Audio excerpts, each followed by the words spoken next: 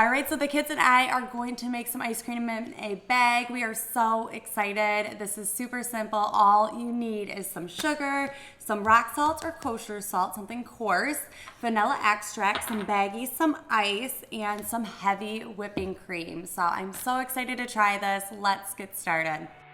Add 1 cup of heavy cream to 1 gallon baggie. Add a teaspoon of vanilla extract, then add a 1/4 cup of sugar to the same gallon baggie. Fill the other baggie with ice and 1/2 cup of kosher salt. Add the first gallon baggie into the ice bag, seal it tight, and then shake the bags for 5 minutes.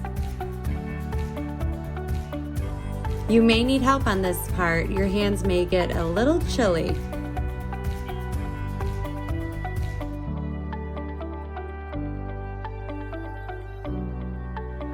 That's it. Now check out your ice cream inside the gallon baggie. It should be frozen.